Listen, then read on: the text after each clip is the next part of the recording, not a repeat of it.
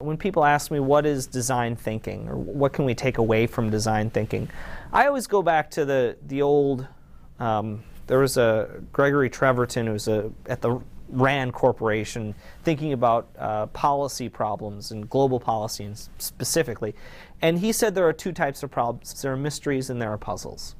Puzzles are problems where when you have the right level of data disclosure, when you have that absolute number, the problem can be solved. So this is, in his example, he said, it's finding Osama bin Laden. If we had GPS coordinates, we know where he is. There's another category of problem called mysteries, where there is no single piece of data, there is no level of data disclosure that will actually solve the problem. In fact, there might be too much data, and it's about interpreting all the data that's there. And that's a richer, harder problem that requires more systems thinking, that requires prototyping and piloting. And that's really where the designers are often most adept at playing, is within a situation like that. And the example he gives is rebuilding Iraq, right? There's no single piece of data that's going to make it easier. It's just about trying different things and experimenting and trying to move forward towards a solution. Well, we're never going to have enough information. We're never going to have the right information. We just have to interpret what we have now and do the best that we can. And I think when we start to resolve those is when good things happen. But certainly it's the mysteries that get designers excited. Too often in the corporate world, there's the belief that we can use these PowerPoint reports and these charts and these statistically significant surveys to generate ideas from. And in many cases, that does work for incremental improvements. But if you want something more disruptive, you really have to go into the field and find something proprietary and experience it for yourself and see it for yourself. There's a suite of abilities that are becoming more valuable because they have certain attributes to them. They are difficult to routinize, difficult to turn into an algorithm, and when you can't force them into a set of rules, when you can't essentially create an algorithm for doing them, then that makes them hard to outsource and hard to automate, and therefore more valuable. So it's things like design and design thinking. It's things like narrative and story, which I think is tremendously overlooked and undervalued in a whole range of business functions.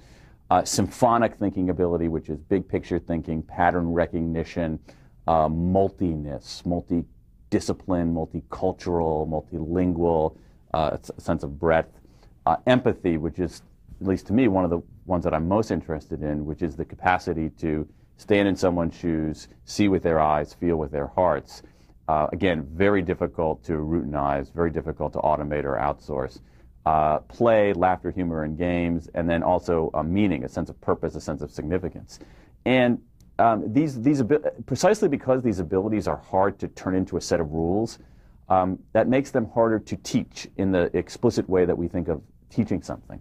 But they're things that can be learned. There's not necessarily a great deal of agreement on what design thinking is, but in general, or I should say that even if that's the right term that we should be using, some designers get upset at design thinking and some other people, especially business people, sort of get put off like they're not thinkers. I think that if you reduced it, design thinking is a way of approaching a challenge that offers just another skill set and another approach that's complementary to other forms of thinking, other forms of product development. And it centers around some constructs that come from the design world. So both convergent and divergent thinking, prototyping and iteration, a certain kind of customer research that's much more ethnographic or qualitative. All those things together sort of form a rubric of what design thinking is about. If the whole of business traditionally was about design thinking, then there would be a whole new movement about analytical thinking or quantitative analysis. It's too much to say that it's the answer to every problem. It also isn't accurate to portray it as the only way of thinking, doing, managing, leading, etc. It really is one half of or one part of this holistic approach to management and leadership that has been missing for a long time. So by integrating design thinking into management, into leadership, by all means it has a tremendous amount of promise to integrate and balance out a full set of skills. but only because it's been missing all along, not because there's something inherently incredible about it. How does design thinking fit with traditional strategy in organizations today? And for me, it boils down to two things. What traditional strategy has given us is it's given us strong analytics, great data from which to make the most logical of decisions about where we need to move in the future. What design thinking gives us is it gives us curiosity, the ability to look out into the world and find new solutions to traditional problems. It also gives us the power of observation, which takes data and puts it into the context of a given situation, a given point in time. And I think that's where the two can be married in a really significant way.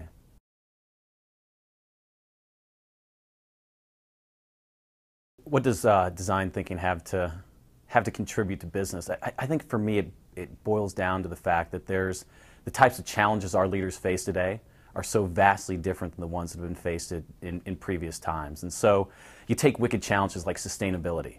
You know, this challenge we won't solve our way out of in our lifetime in business. It's always going to be there. And so design thinking gives you flexibility. It allows you to be curious. It keeps you on trend and on point with where that wicked problem is today, and allows you to generate prototypes and solutions that may or may not be the answer, but they'll move you in the right direction. I think one of the more interesting examples is in a giant company like Procter & Gamble, which I think has done some really, really interesting things. I mean, if you think about empathy, there is a move in market research of all kinds toward more ethnographic research of really understanding how somebody uses a product or a service, getting in that person's head. And so P&G and other places as well are doing research that's really about how do you understand the product from the user's point of view. And that can involve not giving people literal questions and watching from behind a two-way mirror to see how they respond, but actually going into their homes and saying, how do they use toothpaste? How do they use shaving cream? And I think that's, P&G and others have done that. And P&G has made a big push on design thinking, essentially making it part of what it means to be at that company. Now, at the same time, they haven't abandoned serious business metrics. I mean, you still got to make money, you still got to hit your numbers, you still have to, the products still have to perform, but they do a lot of other interesting things where people have a certain amount of autonomy to try a new approach to research or experiment with a new product. So I think the fact that, I like that as an example because it's such a behemoth of a company. And a lot of times when we see size, we say, there's no way any of this will work in a place like it's only for really small operations. And I think P&G is a good example of doing it in a different way. So design thinking is being used in Mars in a couple of different ways. I break it down in terms of the what we actually do and the how we work. And so on the side of what we actually do, we have a GM in one of our Latin America businesses who took her 100 employees, we call them associates, but they're basically employees, out into the field, into channels, retail channels that we currently don't have products in. And she asked them to use the basic components of design thinking like observation, ethnography, question asking, and interviews to help understand what could we do to get in this channel and how might this channel allow us to make a big difference in the way our products reach our customers. So that's a what piece. On the other end of the scale is how. The how we work. And so when we look at organizations today, it's vastly changing. Mars has gone through huge transformation in terms of the way that we work. And one of our GMs in the Asia-Pac region actually took his top 40 leaders through a breakthrough thinking process, understanding how do we allow new ideas to become a part of the challenges around what we work. Things like how do we attract new talent? Things like how do we need to reward our employees and our associates to do the kind of work we need to get done? Things like how do we have to show up as a leadership team in our meetings to actually bring the best and the most potential to bear. And so what they did was they worked those challenges, which typically aren't a part of traditional idea generation, traditional brainstorming, but that was an example of where they applied design thinking, clarifying a challenge, ideation, prototyping to the how we work as opposed to just the what we do. I am actually fairly bullish about the staying power of design thinking. I really am. Only because if you follow the trajectory of just the discussion of business in design, it isn't like one of those management fads where you can kind of see it fading away, where fewer people are talking about it. You see that it has this pretty steady trajectory. And I don't think that it's risen too quickly. A lot of times you have a business management fad that that has a kind of supernova trajectory where it explodes and everybo's talking about it and then it disappears. Whereas I think that design thinking has had a slower, steadier trajectory, and I think that more people truly are understanding it. Now, I think that the phrase design thinking still is not necessarily the most resonant phrase, because I do think that even the word design in some people's heads is freighted with the meaning of sort of ornamentation or prettifying things. And so I'm glad to see the introduction of thinking along with design. But it really is just a form of problem solving. Inefficiency and ambiguity are both conditions of the design process. There has to be time for reflection and disagreement. And these are core to great new big ideas, but reflection and disagreement are the things that make processes inefficient. And it's important to have time within your process to take a step back and look at what did we create? Where are the connections that we're not seeing? Can we bring these two things together in ways that we hadn't thought of before? I mean, that's really where great ideas come from. You also have to have time for disagreement, because good design thinking is about bringing very different points of view together so that you have that diverse set of inputs. You know, if you want efficiency, you get everybody who thinks the same way, and they'll get to a decision quickly.